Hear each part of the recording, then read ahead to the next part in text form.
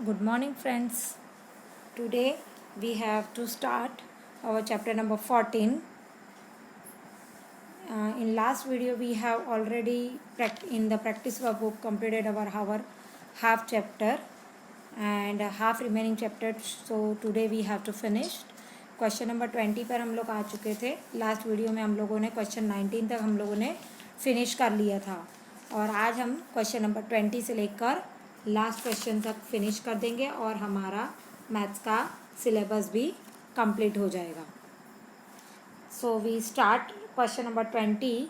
Right the following in ascending order. आपको ये पैसे दिए हुए हैं, कुछ रुपीज़ में दिए हुए हैं. यहाँ पर ये देखो, ये रुपीज़ है, ये रुपीज़ है और ये पैसे है. तो अब इनको पहले कन्वर्ट करके हमें रुपीज़ बनाना है और फिर हम उसको असेंडिंग ऑर्डर में, छोटे से बड़े ऑर्डर में लगाएंगे. ओके. तो यहाँ पर मैंने देखो 400 पैसे, 400 divide by 100 is equal 4 rupees. 390 पैसे यानी रुपीज़ 3.90. अब यहाँ पर सबसे छोटा 3.09 और 3.90. तो इसमें छोटा कौन है? 3 रुपीज़ वाले में से रुपीज़ 3.9 पैसे, ये 90 पैसे. इसलिए हम लोगों ने असेंडिंग ऑर्डर में 3.9 एंड देन 3.90 लिखा है. फिर 4 रुपीज़ है और देन रुपीज़ 650. तो ये हमने यहाँ पर अरेंज कर दिया. Then question number 21. 650 पैसे प्लस रुपीज़ 350. यहाँ पर हमको रुपीज़ 650 को कन्वर्ट करना है पहले. तो आएगा क्या? रुपीज़ 6.50. तो पीछे से 2 नंबर के बाद आप पॉइंट लगा दो.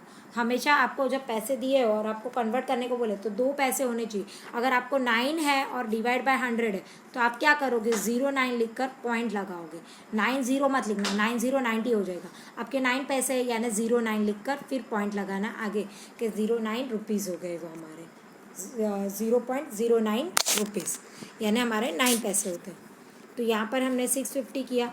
650 को 350 के साथ प्लस करना है क्योंकि हमें बीच में एडिशन की साइन दी है. और टोटल कितना होता है वो हमें बताना. 0 का 0, 5 10 का 0, 1 कैरी, 6 3 9 और 1 10. 10 रुपीज़ हुए. कितने हुए? रुपीज़ 10 हमने यहाँ पे लिख दिया है. Then question 22.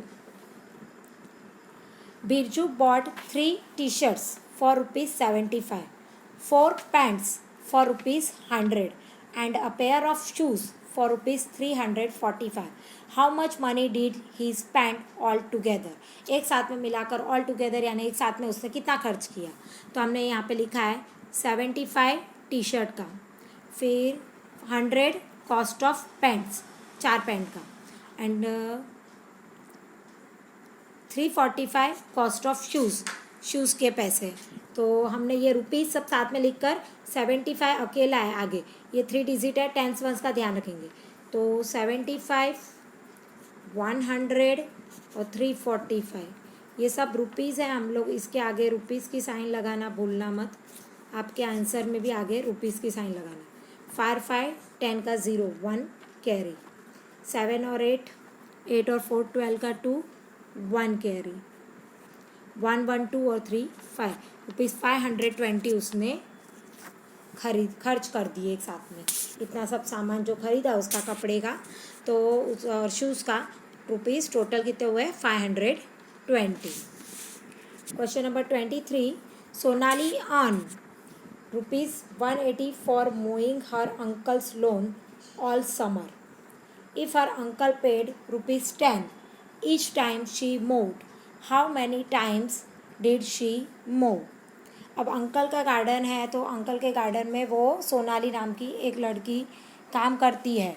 तो उसको पूरे समर में काम करने का, अंकल का गार्डन में मूविंग यानी झाड़ की जो साफ़ सफाई होती है, गार्डन की कटिंग करनी होती है. छोटे छोटे ज़्यादा अनवांटेड पत्ते आ जाते हैं जो नहीं चाहिए होते हैं, जिसकी वजह से झाड़ ख़राब हो सकता है. वीड्स आप लोगों ने पढ़ा होगा, वीड्स बोलते हैं. छोटी छोटी घास उग जाती है गार्डन में जिसकी वजह से प्लांट का ग्रोथ नहीं होता है. तो वो सब निकालना होता है, उस गार्डन को साफ़ करना होता है. तो उसके लिए उसके अंकल उसको एक दिन का यानी एक बार जब वो मोइंग करने आती है तो उसका 10 रुपीज़ देते हैं और पूरे समर उसको काम करने पर उसको 180 रुपीज़ मिलता है। तो वो कितनी बार आई समर में, कितने दिन काम करने के लिए आती है?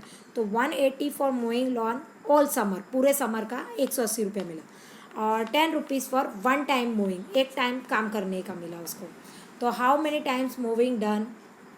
मूविंग का स्पेलिंग यहाँ पे मैंने रॉन्ग कर दिया है, W लिखने के बदले मैंने V लिख दिया है, तो आप लोग ये सुधार लेना, मूविंग है नॉट मूविंग, ये मूविंग हो गया है। ओके, ये V की जगह आप लोग W कर देना। फिर 180 डिवाइड बाय 10 करेंगे अब हम लोग। तो यहाँ पर 180 को 10 से डिवाइड करो।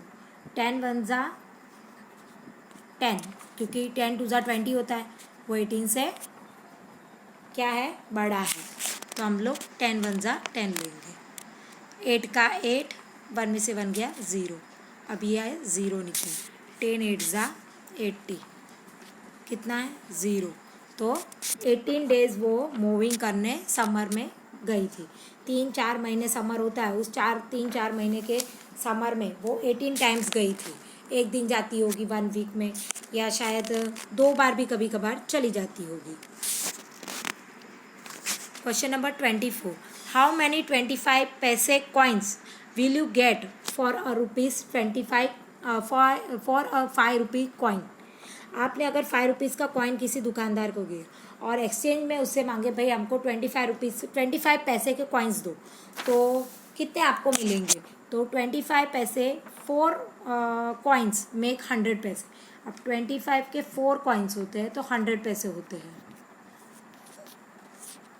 5 10 10 15 और 20 2 कैरी 2 4 6 8 10 100 पैसे हो गए। 100 पैसे यानी 1 रुपीज़ हो गया। तो 4 कॉइन हमारे पास होता है तब हमारा 1 रुपीज़ होता है। तो 4 5 5 रुपीज़ चाहिए ना, इसलिए 20 कॉइन्स होंगे। 4 कॉइन के हम लोग 1 रुपीज़, ये 1 रुपीज़ हो गया, ये 2 रुपीज़ हो गया, 3 हो गया, ये 4 हो गया, ये 5 हो गया। तो 4 5 20 कॉइन्स। तो कितने कॉइन्स होंगे हमारे पास? अगर हम एक्सचेंज करवाएंगे 5 रुपीज़ 25 पैसे कॉइन से, तो हमको 20 कॉइन्स दुकानदार देगा रिटर्न में। 25 नंबर हम लोग आ गए। Rahul went to a market with ₹40. He spend ₹650 on bus fare and purchased a book for ₹11, a pen for ₹14.50 paisa, and popcorn for ₹8. How much money was left with him? अब Rahul market गया था, उसके पास जब वो मार्केट गया था तो 40 rupees थे। फिर उसमें से उसने 6.5 रुपये यानी 6 रुपीज़ 50 पैसे बस फेयर यानी बस का किराया, टिकट, बस टिकट, वो बस से गया तो बस का टिकट का किराया हुआ। फिर वहाँ पर जाकर उसने शॉप में से बुक खरीदी 11 रुपीज़ की, पेन ली ₹14.50 की, पॉपकॉर्न खरीदे ₹8 के। अब उसके पास मनी बचती है, कितनी बचती है कि नहीं बचती है वो हमें देखना है। तो यहाँ पर हम लोगों ने लिख दिया है ₹650 bus fare, 11 rupees cost of books, 14.50 cost of pen and 8 rupees cost of popcorn. इन सब का हम प्लस करेंगे। 650 11 रुपीज़ है यानी इससे आएगा 11 रुपीज़, 14.50 कर लो एंड देन 8 रुपीज़ पॉपकॉर्न के। 1s और 10s बराबर लिखना, 1s और 10s आप लोग गलत नहीं लिखोगे। 0 5 5 10 का 0, 1 कैरी, 6 7 8 और 12 और 8 20 का 0, 2 कैरी, 2 3 4, 40 रुपीज़ उसके पास से और 40 रुपीज़ उसके पूरे खर्च हो गए। 40 rupees Rahul have with him and 40 rupees he had spend to purchase, सामान खरीदने में खर्च कर दिए। अब उसके पास 0 left money, no money was left with him, उसके पास कोई पैसे नहीं बचे। 40 रुपये थे और 40 रुपये उसने पूरे 40 रुपीज़ खर्च कर दिए। Question number 26, a fast food restaurant sells 130 burgers every day for ₹2 each. How much money will the restaurant earn in 3 days? अब यहाँ पर क्या बोला है, 130 बर्गर्स वो एक दिन में सेल कर देता है, पर एक बर्गर का ईच यानी एक बर्गर का 2 रुपीज़ है। तो हम लोग पहले एक दिन में उसके कितने बर्गर्स का सेल होता है वो हम सेल निकाल लेते हैं। 3 दिन में उसने, मैंने उल्टा थोड़ा ये कर दिया है, तो आप लोग इस तरह से भी करोगे तो भी चलेगा। आप लोग 130 के हिसाब से 2 का मल्टीप्लाई करके करोगे तो भी हो जाएगा, डबल मल्टीप्लाई तो करना ही है। 130 बर्गर्स सेल्स इन 1 डे, तो 3 डेज़ में कितने बगस सेल्स करता है? तो 130 3 ज़ा 30 3 9 ज़ा 3 1 ज़ा, तो उसने टोटल 3 दिन में 390 बर्गर्स सेल कर दिए इन 3 days. Cost of 1 burger 2 rupees है, तो 390 बर्गर्स का कितना होगा? तो 390 2 ज़ा 200 9 2 ज़ा 18 1 कैरी 3 2 ज़ा 6 और 1 7 780 रुपीज़ वो 3 दिन में अर्न करता है। आप ऐसा नहीं करोगे 130 2 ज़ा, एक दिन में वो कितना कमा रहा है? 20 3 2 ज़ा 6 और 1 160, तो 3 दिन का कितना होगा?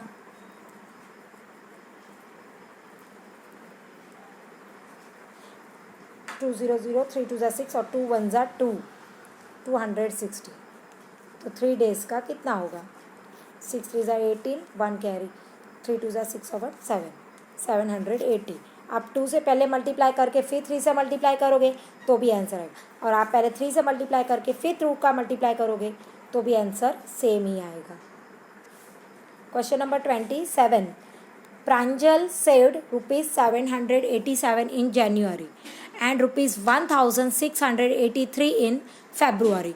How much money he should save in March so that his saving in 3 months became ₹3450? अब वहाँ पर क्या बोला है? ये जनवरी की सेविंग है और ये फरवरी की सेविंग है। मार्च की सेविंग हमको दी नहीं है, हमको अब क्या बोला है कि टोटल 3 मंथ्स में वो इतना बचाती है। तो मार्च का अर्निंग कितना है, मार्च का सेविंग कितना है? तो हम पहले जनवरी की सेविंग और फरवरी की सेविंग ऐड कर देते हैं।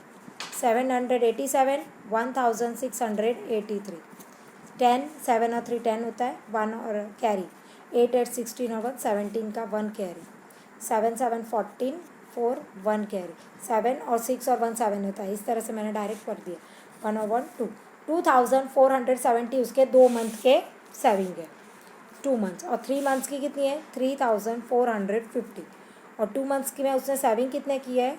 इतना। तो इसमें से इसको माइनस कर दो तो मार्च मंथ का आपको सेव मिल जाएगा 0।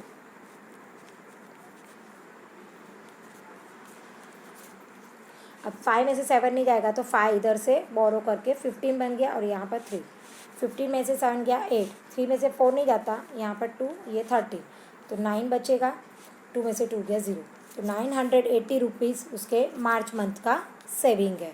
क्योंकि 2 मंथ का आप प्लस करोगे फिर आपको थर्ड मंथ तीनों मंथ्स के उसमें से माइनस कर कर आपको मार्च मंथ का निकालना होगा।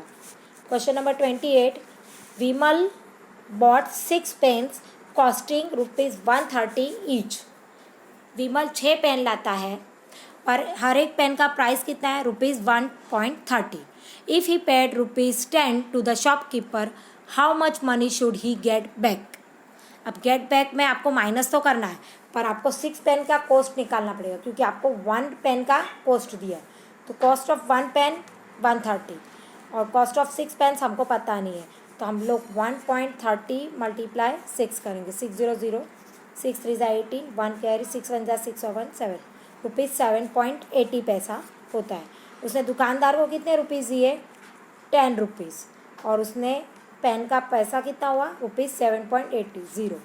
अब यहाँ पर 10 ये 9 और ये 0 कैरी बोरो करना हमको, तो 10 में से 8 गया 2 पॉइंट, 9 में से 7 गया 2 0, ₹2.20 उसको दुकानदार वापस देगा। Get back, he get back ₹220 from the shopkeeper. Question number 29, Rajan left home in the morning with ₹1000। अब राजन जब सुबह में घर से निकलता है तो उसके पास कितने रुपीज़ से? 1000 रुपीज़ से।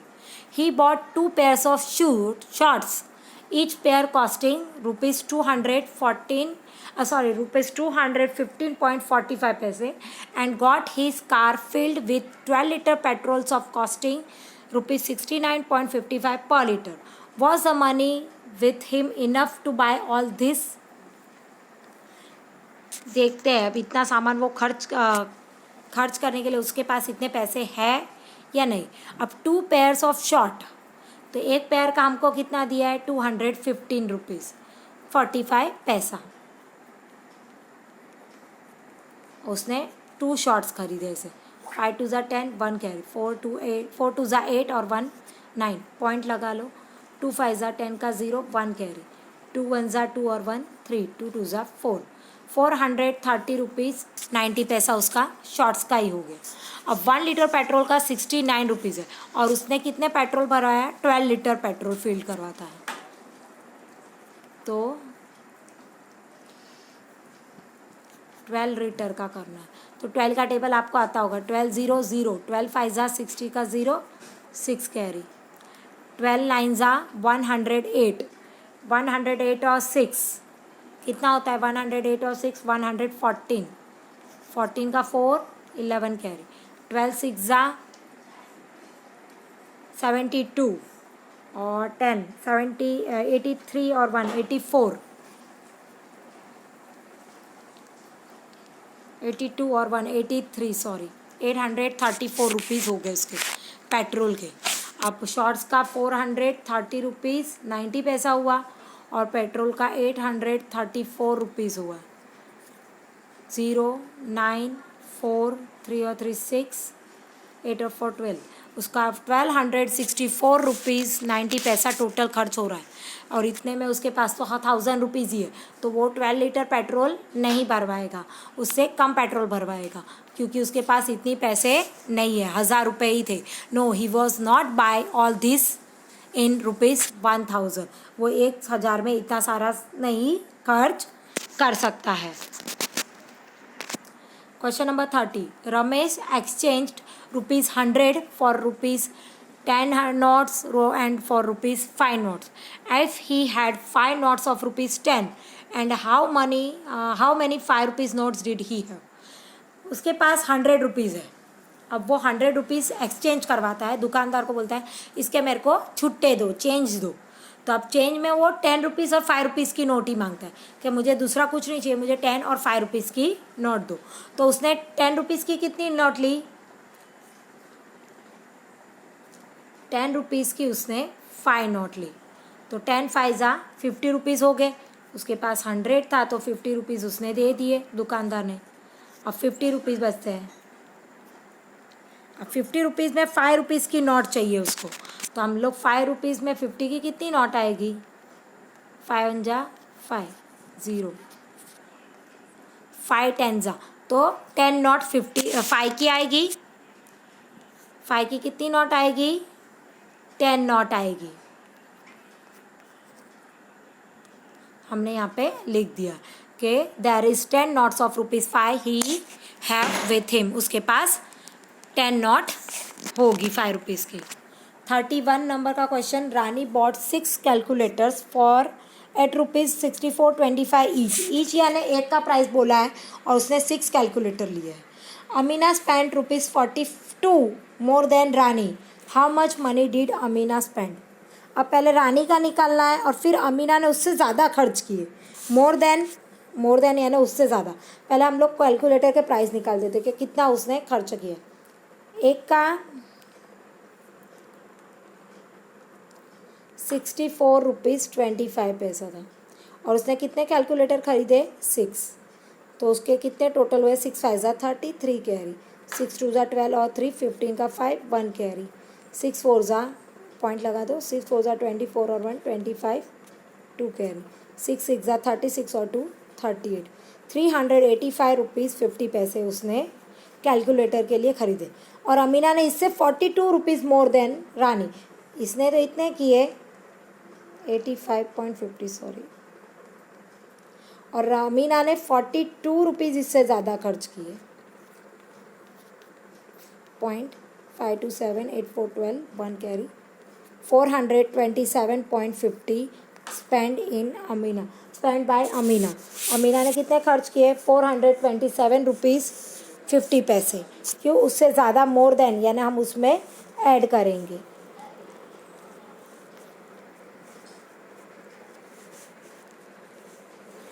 The board shows the cost of a ticket at an amusement park. अब अम्यूज़मेंट पार्क में आप लोग जाते हो जहाँ पर सारी राइड्स होती है, पार्क में जाने की भी अलग अलग उसकी भी पहले टिकट होती है, देन उसके राइड्स के भी अलग अलग टिकट होती है। पर एंट्री टिकट, ये एंट्री टिकट है, एडल्ट के 12 रुपीज़ है और चाइल्ड के 7 रुपीज़ है। What is the cost of the ticket for 4 adult and 3 children. अब यहाँ पर 4 एडल्ट है तो 12 रुपीज़ एक का है, तो 4 का कितना होगा, 4 टू ज़ाइड और 4 वन ज़ा 48 रुपीज़ एडल्ट का हो गया। 7 रुपीज़ के हिसाब से 3 चिल्ड्रन वहाँ पे जा रहे हैं, तो 7 थ्री ज़ा 21 रुपीज़ चिल्ड्रन का हो गया। तो प्लस कर देते हैं 48 प्लस 21, तो टोटल आ जाएगा 8 और 1 9 46 69 rupees total spend on ticket है। उन लोगों ने 69 रुपीज़ 4 एडल्ट टिकट और 3 चिल्ड्रन की टिकट परचेस करने के लिए वो अम्यूज़मेंट पार्क के जो टिकट वाला है कार्ड निकालने वाला, उसको उन लोगों ने पे की है। Question number 33, Vansh saves ₹4 every day, how many days does he need to save ₹136। अब वंश हर रोज़ 4 रुपये बचाता है, 4 रुपये सेव करता है, यानी कुछ भी उसकी पॉकेट मनी से सेव करता है। तो उसने अब सेव करके कितने रुपए जमा किए, 136। तो कितने दिन उसने 4 रुपीज़ सेव किए, तो हम इसका डिवाइड करेंगे। अब 4 से 1 छोटा है तो 2 डिजिट लेंगे, 4 3 ज़ा 12, क्योंकि 8 इससे छोटा है और 16 बड़ा है तो हम लोग 12 लेंगे।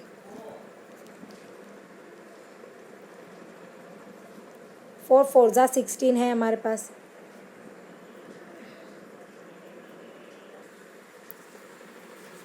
तो यहाँ पर हम लोग कर रहे थे सम्स, तो 4 4 ज़ा 16 0, तो उसने कितने लिए 34 डेज, उसने 4 4 4 4 4 4 34 डेज, जब उसने 1 मंथ 34 डेज यानी 1 मंथ और 4 दिन ऊपर 1 मंथ पूरा उसका गया, क्योंकि 30 डेज का 1 मंथ होता है ना, तो 1 महीना और 4 दिन उसको पूरे 136 रुपीज़ सेव करने में लग गए। Question number 34, find the cost of 40 stamps if the cost of 1 stamp is 15 पैसे। अब यहाँ पर उसने बोला है कि एक स्टैम्प का 15 पैसा है और उसने 40 स्टैम्प्स खरीदे, तो 40 स्टैम्प्स के कितने पैसे हुए, तो 40 × 15, तो आप पहले 5 से कर लो, 5 0 0 5 4 ज़ा 20, क्रॉस ये 5 का हो गया इसलिए हम लोग 0 करेंगे, 1 0 0 4 1 ज़ा 4 0 0 4 8 6 600 पैसे होते हैं, ये देखो हमने लिखा, और उसको 600 पैसे यानी 6 रुपीज़ हमने यहाँ पे लिखा है, ₹6। The total cost of stamp is ₹6 rupees और 600 पैसा दोनों लिखे मैंने। Question number 35, Mala has ₹4,329, Kavya has ₹2,694, Raj has ₹2,738। How much money do they have all together, all together यानी एक साथ में, तो हम लोग प्लस करेंगे। 4,329 किसके हैं, माला के, 2,694 किसके हैं, काव्या के, और 2,738 किसके हैं, राज के। अब ये टोटल 9 और 4 13, 13 और 8 21 का 1 2 कैरी, 2 2 4 4 और 9 13, 13 और 3 16 का 6 1 कैरी, 3 और 1 4 और 6 10 और 7 17 का 7 1 carry, 4 5 6 7 8 9 9,761 rupees they have all together. उन लोगों के पास 9,761 रुपये है, 9,761 rupees. Question number 36, Kirti earns 2,345 per month. She spends 1,548 every month. How much does she saves in a year? अब कीर्ति एक महीने में उसकी पगार बोलो या उसकी सैलरी बोलो तो इतनी है 2,345। अब उसको खाने का, दूध का, इलेक्ट्रिसिटी, हर एक बिल पे करने के बाद उसके खर्चे कितना है 1,548, तो वो कितना बचाती है एक महीने में, देखो 1 मंथ का है ये पूरा, इसलिए 1 मंथ का कितना वो सेविंग करती है, वो देखो।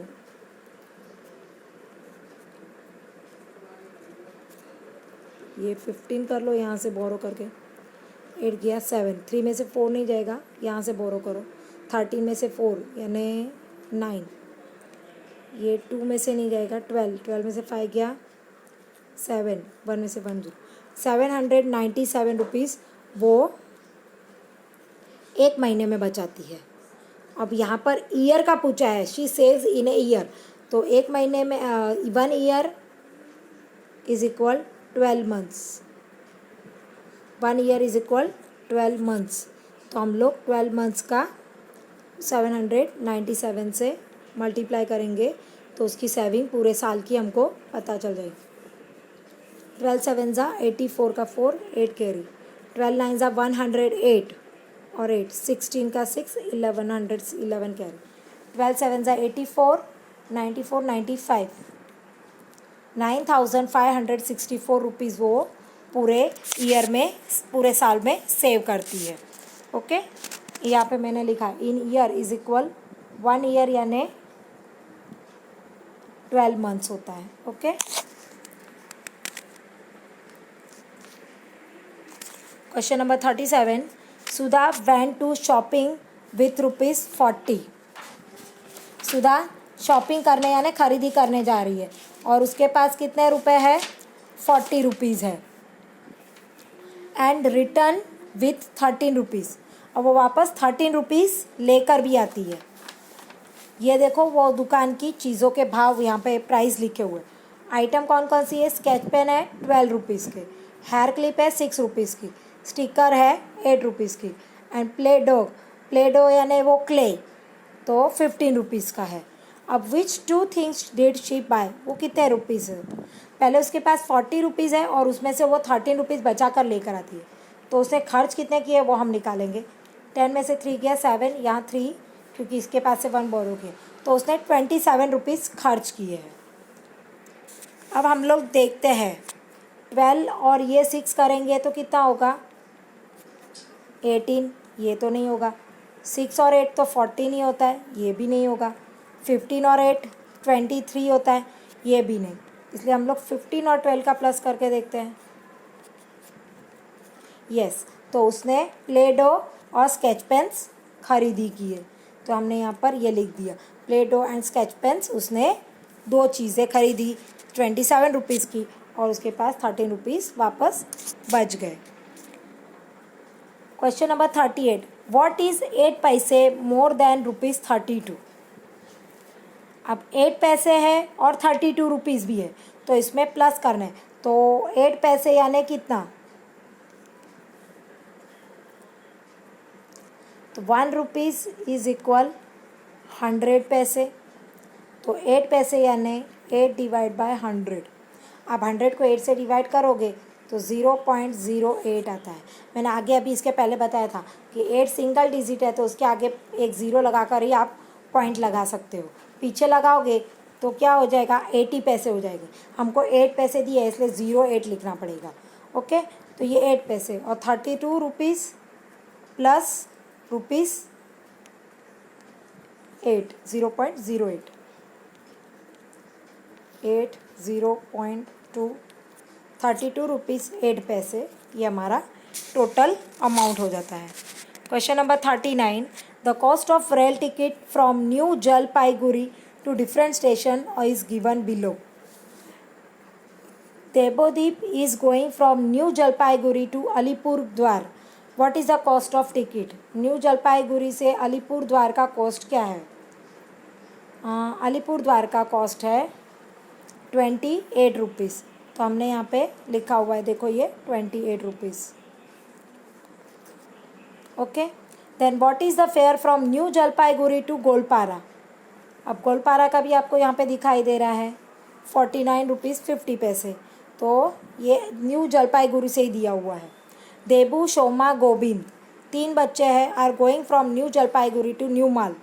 अब न्यू जलपाईगुड़ी से न्यू माल का टिकट है 12.5, 12 रुपीज़ 50 पैसे, पर जाने वाले कितने लोग हैं, 3 लोग हैं, तो 3 टिकट खरीदनी होगी हमें, 12.50 से 3 का मल्टीप्लाई करो, 3 टिकट का 0, 5 3 ज़ा 15, 1 कैरी पॉइंट, 3 2 ज़ा 6 और 1 7, 3 1 ज़ा 3, 37 रुपीज़ 50 पैसे 3 टिकट्स के होंगे। ये मैंने यहाँ पे लिखा हुआ है और मल्टीप्लाई भी किया हुआ है। ये एक एक टिकट का हम डायरेक्ट वहाँ से उठाकर वही प्राइस यहाँ पर लिख देंगे, पर हमको यहाँ पर 3 टिकट लेने को बोली है देबू, शोमा और गोविंद की, इसलिए हमको यहाँ पर मल्टीप्लाई करके इसकी अमाउंट हमने यहाँ पर लिख दी। यहाँ पर हमारा चैप्टर फिनिश होता है। Okay, thank you, have a nice day.